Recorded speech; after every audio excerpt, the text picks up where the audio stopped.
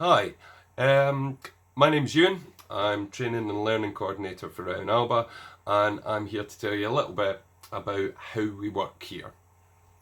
So, Rowan Alba is a trauma informed organisation, and what I've been doing with the help of all the wonderful staff and volunteers over the last year and a half is to have everybody in the organisation trained up to Tier 2 of the National Trauma Training Framework.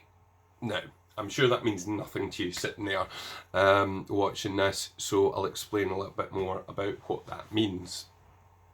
So, we ensure that every single member of staff and every single volunteer who comes through the organisation is trained to be able to identify the skills and behaviours that they already have, which make them trauma informed. So, what does it mean to be trauma informed? Trauma can be described as either a single incident or a series of incidents which essentially create a feeling of powerlessness within somebody. It's described as one of the core experiences of trauma by people who have experienced it. Now, we've all experienced some kind of trauma at some point in our lives.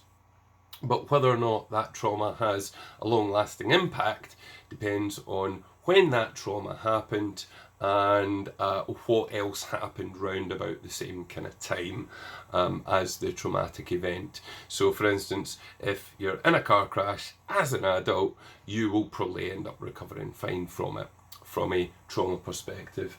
But if, for instance, as a child, you experienced abuse from your parents, and then you experience the loss of a loved one, and then you experience bullying, that might end up resulting in you having a negative outcome from those traumatic experiences. Now, I'm not going to go into too much detail today, but I will just give you a little bit of an idea of what it means to be trauma informed and what it means to be a trauma informed person or to work in a trauma informed way. So, there are 5 key principles of trauma informed working or trauma informed support. And I will break those down for you just now and explain a little bit what they might look like in reality. So, firstly, you have to create a feeling of safety.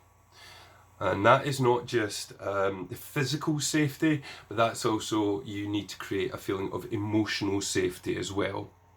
And one of the main ways that we do that is by not asking questions which stress people out and put more pressure on their brain, which when they're coming into new environments and new situations is not necessarily going to be working at its best already. And the more stress that you put on someone who is suffering from the effects of long-term effects of trauma, then the less able they are to actually engage.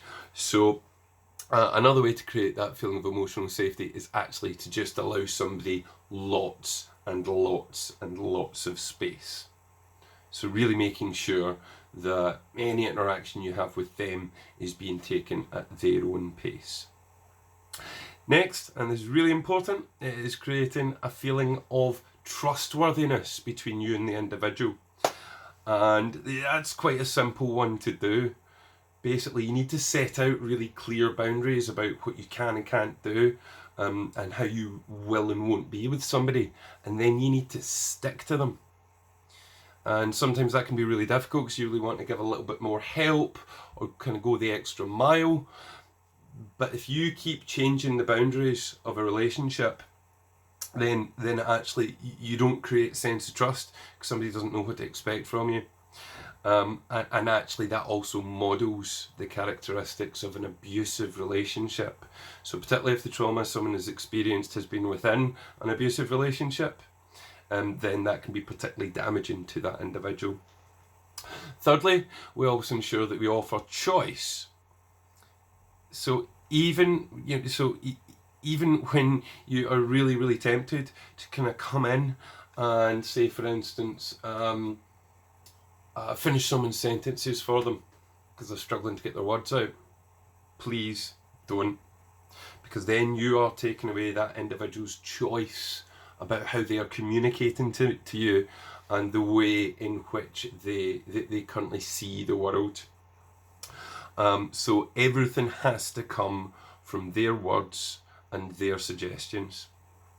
Number 4 is you need to be collaborative.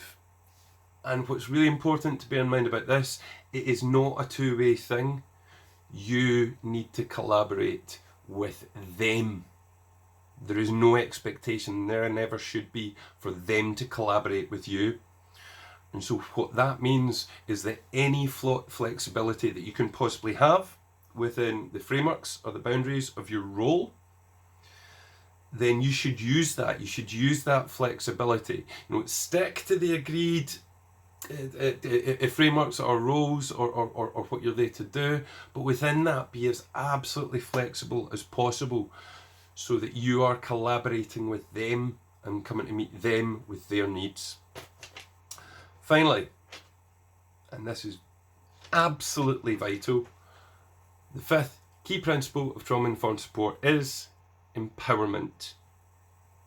And that means you are always coming from what we call an asset-based perspective. You come into any support relationship with the assumption that that individual is going to be capable of meeting their own needs or guiding how their own needs are met over the long term. So this means that we never, ever, ever do for someone unless there is some kind of extreme or inherent risk, or unless there is some kind of immediate risk of harm.